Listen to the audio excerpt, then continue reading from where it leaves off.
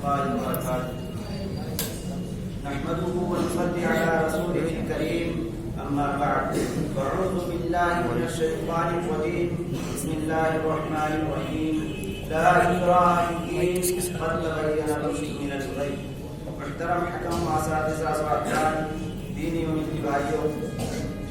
آج کی سالانہ انجمن میں میرا موضوع خطابت ہے دہشت گردی اور اسلام. سامعین کرام، یہ حقیقت ہے کہ جب پورا جزیرہ عرب ظلم و تشدد کی آئینی زنجیروں میں جکڑا ہوا تھا، اخلاقی اور روحانی ادب کے سوتے خشک ہو چکے تھے، تہذیب اور تمدن کی بستیاں جل کر راکھ ہو گئی تھی، انسانیت آخری سسکیاں لے رہی تھی، ایسے پرفتن و پرآشوق ماحول میں اللہ رب العزت نے اپنے آخری نبی کو امن و شانتی کا پیغمبر بنا کر بھیجا، جنہوں نے اہل عرب کو روح افزا تہذیب و تمدن عطا کیا، وہاں کے باشندوں کو اخلاقی و معاشرتی آداب سکھلائے، معاشرے کو امن و سلامتی کا خوشگوار پیغام دیا، اور دیکھتے ہی دیکھتے پورا خطے عرب امن و سلامتی کا گہوارہ بن گیا. سامعین کرام، اسلام وہ دین برحق ہے جس میں سب کے حقوق یکساں برابر ہیں، جس کی عدالت میں نہ کوئی عربی نہ عجمی نہ کالا نہ گورا، بلکہ سب کے لیے یکساں ضابطہ و قانون ہے، جیسا کہ رسول اکرم صلی اللہ علیہ وسلم کا ارشاد ہے: الا کلکم من آدم و آدم من تراب، اور فرمایا یرحم من فی الارض یرحمکم من فی السماء.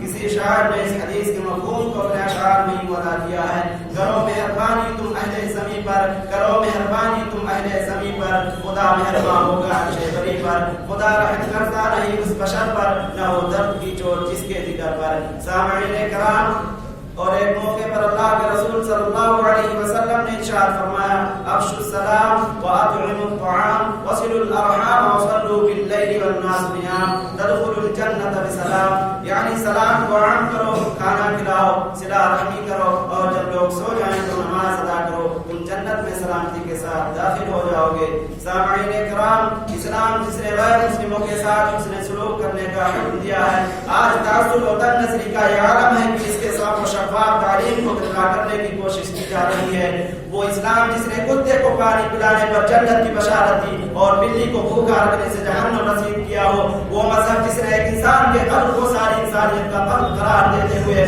ما قتل نفسا بغیر نفس او فساد فی الارض فکانما قتل الناس جميعا، اور جس قرآن کا اعلان ہو کہ لا اکراہ فی الدین قد تبین الرشد من الغی، جیسی حکیمانہ بات کہی ہو، یعنی دین کے اندر کوئی زور و زبردستی نہیں. آج اسی دین کے ماننے والوں کو آتنکواد اور دہشت گرد کہا جاتا ہے. اور اتنا ہی نہیں بلکہ وہ مدارس جس کے اندر قال اللہ اور قال رسول کی صدائیں بلند ہوتی ہیں، اور جس کے اندر حیوانیت کے چنگل سے آزاد کرا کے انسانیت کے درد دیے جاتے ہوں، وہ دین جس کے پیشوا نے اہل عرب پر قادر ہونے کے باوجود لا تثریب علیکم اليوم اذهبوا انتم الطلقاء کا مسئلہ سنایا ہو، اور تمام ظلم و مصائب کو پس پشت ڈال کر قوت و بھائی چارگی کا پیغام دیا ہو، وہ دین جس میں عرب کا یہ عالم ہو کہ لو ان فاطمہ بنت محمد سرقت لقطعت بيدها، وہ مدارس جس میں نبی اکرم صلی اللہ علیہ وسلم کے اخلاق حسنہ کو بتلایا و سکھلایا جاتا ہو، ان مدارس و مکاتب کو دہشت گردی کا اڈا بتلانا یا ان کے مدرسین کو دہشت گرد کے نام سے موجود کرنا اور اس دین کے بارے میں کہنا